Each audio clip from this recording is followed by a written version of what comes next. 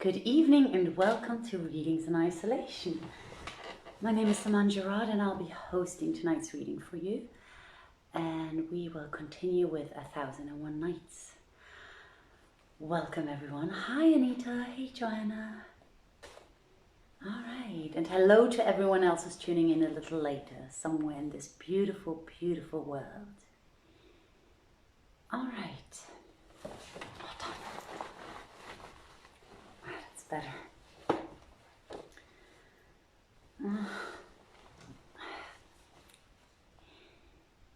Ready? Let's start. Now when it was the 79th night, she said, "It hath reached me, O auspicious king, that the Vizier Dandan said unto King Zau al-Makam, Thy father who hath found mercy glanced at the damsels, and their favour pleased him. And he said to them, Let each and every of you make me hear something of what she knoweth, anent the history of the folk of yore, and of peoples long gone before.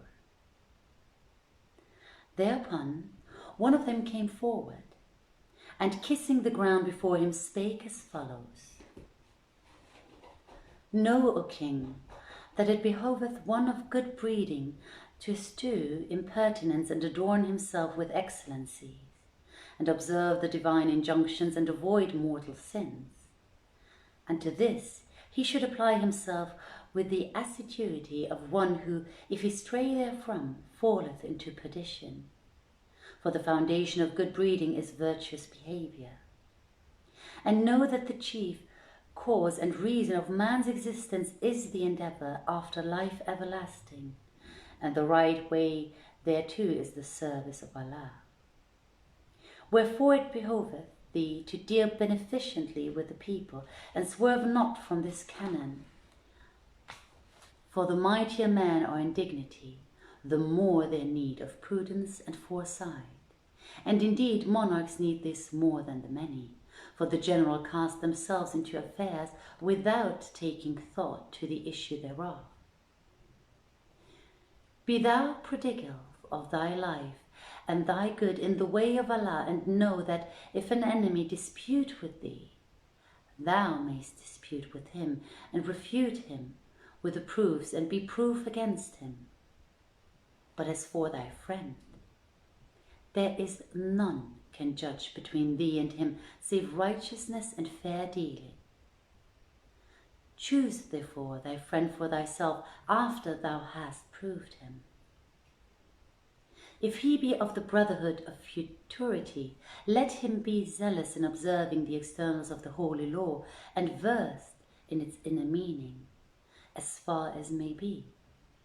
And if he be of the brotherhood of the world, let him be freeborn, sincere, neither a fool nor a perverse, for the fool man is such that even his parents might well flee from him, and a liar cannot be a true friend. Indeed, the word siddiq, friend, deriveth from sidq, truth, that welleth up from the bottom of the heart. And how can this be the case when falsehood is manifest upon the tongue? And know that the observance of the law profiteth him who practiseth it. So love thy brother if he be of this quality, and do not cast him off, even if thou see in him that which irketh thee. For a friend is not like a wife whom one can divorce and remarry. Nay, his heart is like glass. Once broken, it may not be mended. And Allah bless him who saith, Where how thou hurtest man with hurt of heart, 'tis hard to win thee back the heart offended. For hearts indeed, whence love is alien made, like broken glass, may never be more be mended. The maiden continued and concluded with pointing out to us what sages say, the best of brethren is he who is the most constant in good counsel. The best of action is that which is fairest in its consequence, and the best of praise is not that which is in the mouth of man. It is also said, "It behoveth not the servant to neglect thanking Allah, especially for two favours, health and reason." Again it is said, "Whoso honoureth himself, his lust is a light matter to him. And he who maketh much of his small troubles, Allah afflicteth him with the greater.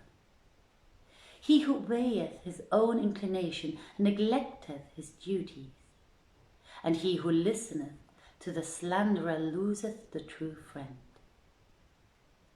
He who thinketh well of thee, do thou fulfill his thought of thee. He who exceedeth in contention sinneth, and he who against unright standeth not on ward is not safe from the sword." Now will I tell thee somewhat of the duties of qazis and judges. Know, O king, that no judgment serveth the cause of justice, save it be given after proof positive, and it behoveth the judge to treat all people on the same level, to the intent that the great may not hunger for oppression, nor the small despair of justice. Furthermore, he should extract proof from the complainant and impose an oath upon the defendant. And mediation is admissible between Muslims, except it be a compromise sanctioning the unlawful or forbidding the lawful. If thou shalt have done aught during the day, of which thy reason is doubtful, but thy good intention is proved, thou, O Qazi, shouldst revert to the right, for to do justice is a religious obligation, and to return to that which is right is better than persistence is wrong. Then, O judge, thou shouldst study precedents and the law of the case, and do equal justice between the suitors, withal fixing thine eyes upon the truth, and committing thine affair to Allah, be he extolled and exalted. And require thou proof of the complainant, and if he adduce evidence, let him have due benefit of it. And if not, put the defendant to his oath, for this is the ordinance of Allah. Receive thou the testimony of competent Muslim witnesses, one against other, for Almighty Allah hath commanded judges to judge by externals, He himself taking charge of the inner and secret things. It behoveth the judge also to avoid giving judgment while suffering from stress of pain or hunger, and that in his decisions between folk he seek the face of Allah Almighty, for he whose intent is pure and who is at peace with himself, Allah shall guarantee him against what is between him and the people. Quoth Al-Zuhri, there are 3 things for which, if they be found in a Qazi, he should be deposed, namely, if he honour the Beys, if he love praise, and if he fear dismissal. And Omar bin Abd al-Aziz once deposed the Qazi, who asked him, "Why hast thou dismissed me?" "It hath reached me," answered Omar, "that thy converse is greater than thy condition." It is said also that Iskandar said to his Qazi, "I have invested thee with this function and committed to thee in it my soul and mine honour and my manliness. So do thou guard it with thy sense and thine understanding." To his cook he said, "Thou art the sultan of my body, so look thou tender it as thine own self."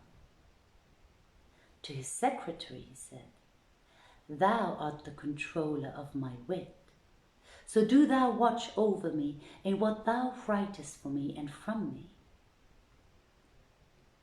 Thereupon the first damsel backed out from the presence, and a second damsel came forward. And Shahrazad perceived the dawn of day, and ceased to say her permitted say.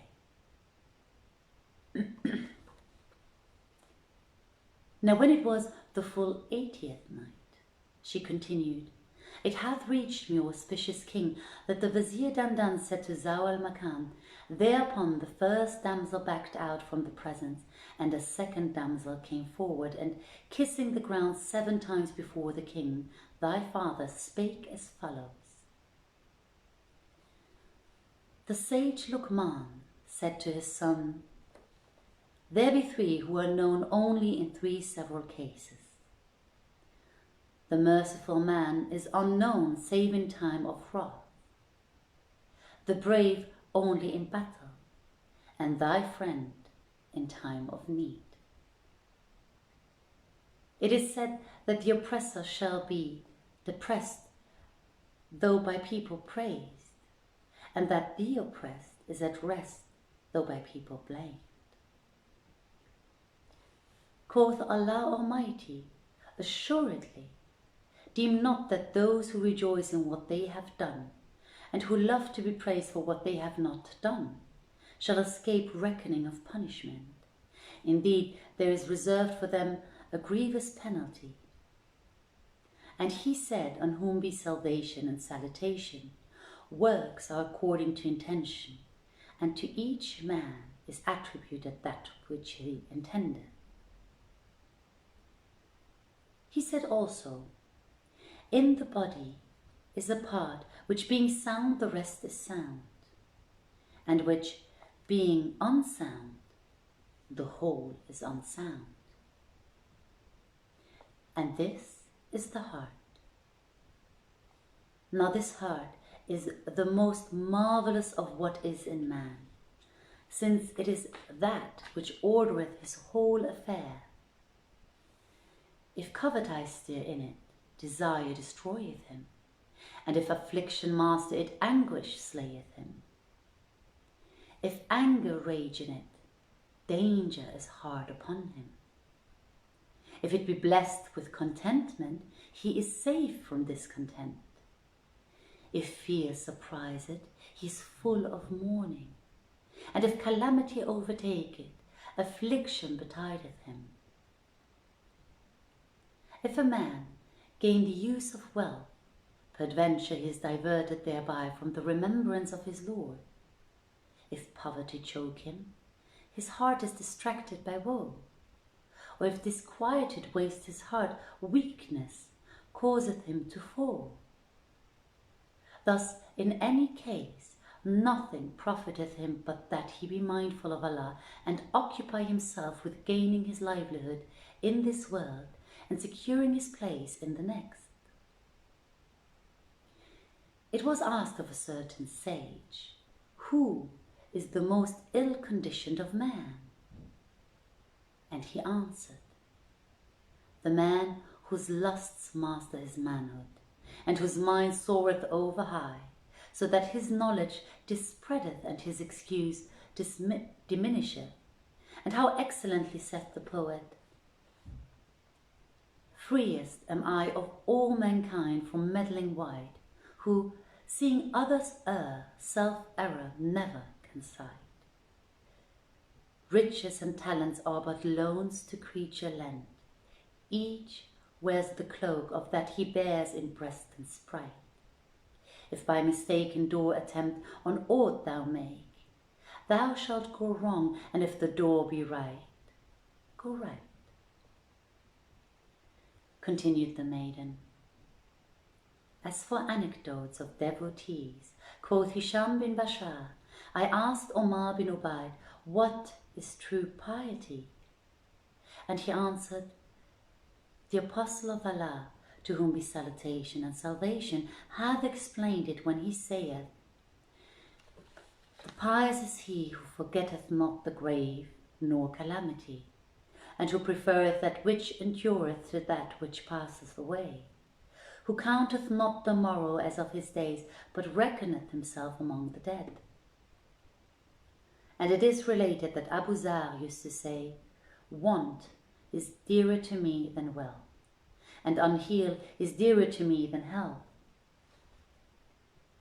Quoth one of the listeners, may Allah have mercy on Abu Zar, For my part I say, whoso putteth his trust in the goodness of the election of Almighty Allah should be content with that condition which Allah hath chosen for him. Quoth one of the companions of the Prophet, Ibn Abi Awfa, once prayed with us the dawn prayer. When he had done, he recited, O thou, enwrapped, till he came to where Allah saith, when there shall be a trumping on the trumpet, and fell down dead. It is said that Sabit al-Banani wept till he well nigh lost his eyes. They brought him a man to medicine him, who said to him, I will cure thee, provided thou obey my bidding. Asked Sabit, in what matter? Quoth the leech, in that thou leave weeping. What is the worth of mine eyes, rejoined Sabit, if they do not weep? Quoth a man to Muhammad bin Abdullah, exhort thou me. And Shahrazad perceived the dawn of day and ceased to say her permitted say. Now when it was the 81st night, she continued, it hath reached me, O auspicious king, that the Vizier Dandan said to Zaw al-Makan, thus spake the second handmaid to the king who hath found mercy, Omar bin al-Numan. Quoth the man to Muhammad bin Abdullah, exhort thou me. I exhort thee, replied he, to be a self-ruler and abstain in this world and in the next a greedy slave. How so? Asked the other, and Muhammad answered, the abstinent man in this world conquereth both, the world that is, and the world to come. And quoth Gaus bin Abdullah, there were two brothers among the sons of Israel, one of whom said to the other, what be the most perilous thing thou hast done? Replied the brother, I once came upon a nest of young birds, so I took out one and threw it back into the nest. But among the chickens were some which drew apart from it. This is the most perilous thing I ever did.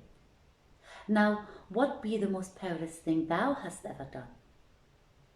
He rejoined, when I arise for prayer, I am fearful that it is only for the sake of the reward.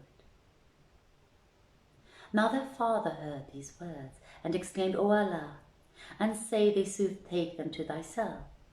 It was declared by one of the wise men, verily these were of the most virtuous of children. Quoth Sa'id bin Jubair, I was once in company with Fuzala bin Ubaid, and said to him, exhort thou me.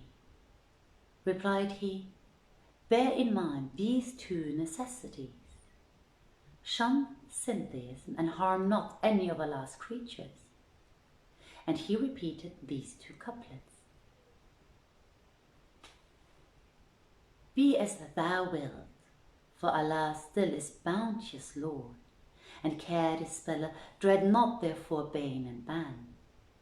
To two things only never draw thee nigh nor give, partner to Allah, trouble to thy brother man. And how well saith the poet, and thou of pious works a store neglect, and after death meet one who did collect. Thou shalt repent thou didst not as he, nor madest ready as he did elect. Then the third damsel came forward after the second had withdrawn, and said, of a truth, the chapter of piety is exceeding wide, but I will mention what occurreth to me thereof, concerning the pious of all. Quoth a certain holy man, I congratulate myself in death, though I am not assured of rest therein, save that I know death interveneth between a man and his works. So I hope for the doubling of good works, and the docking off of ill works. And Ita al-Salami, when he had made an end of an exhortation, was wont to tremble and grieve and weep sore. And as they asked him why he did this, He answered, I desire to enter upon a grave matter, and it is the standing up before Almighty Allah to do in accordance with my exhortation. In similar guise, Zayn al-Abidin, son of al-Hussein, was wont to tremble when he rose to pray. Being asked the cause of this, he replied, Know ye not before whom I stand, and whom I address? It is said that there lived near Sufyan al-Thawri a blind man who, when the month of Ramazan came, went out with the folk to pray, but remained silent and hung back. Said Sufyan, on the day of resurrection he shall come with the people of the Quran, and they will be distinguished by increase of honor from their fellows. Quoth Sufyan, were the soul established in the heart as befitteth, it would fly away for joy and pining for paradise, and for grief and fear of hellfire. It is also related of Sufyan al-Thawri that he said, to look upon the face of a tyrant is a sin.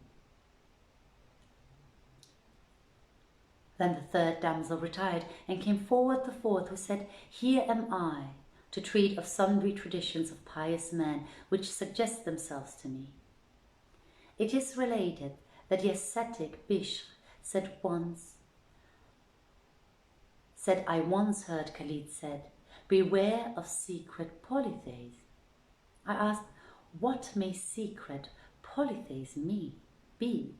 And he answered, when one of you in praying prolong his inclinations and prostrations till a cause of impurity come upon him. And one of the sages said, doing works of weal expiateth what is ill. Quoth Ibrahim, I supplicated Bishr, the ascetic, to acquaint me with some theological mysteries, but he said, O my son, this knowledge it behoveth us not to teach to everyone. Of every 105, even as the legal alms upon money. Said Ibrahim, I thought his reply excellent and approved of it. And while I was praying, behold, Bishr was also praying. So I stood behind him, making the prayer bow, till the muezzin called his call. Then rose a man of tattered appearance and said, O folk, beware of a truth which bringeth unweal, for there is no harm in a lie bringing weal, and in time of need no choice we heed. Speech booteth not in the absence of good qualities, even as silence hurteth not in the presence of good. Presently I saw Bishr drop a danik, so I picked it up and exchanged it for a dirham which I gave him. Quoth he, I will not take it. Quoth I, it is perfectly lawful change. But he rejoined, I cannot take in exchange the riches of the present world for those of the future world. It is related also that Bishr's sister once went to Ahmad bin Hanbal, and Shahrazad perceived the dawn of day and ceased saying her permitted say. Thank you all for tuning in. I hope you enjoyed the reading, and I wish you a wonderful, lovely night. Sweet dreams, peaceful dreams. Be safe, be caring, be loving, and as usual, remember to go inwards instead of outwards, and I will respond to your comments shortly. Hi David, let me just wave back right now. Thank you all. Have a good night, everyone. Thanks, Anita, for the sweet comment. Thank you.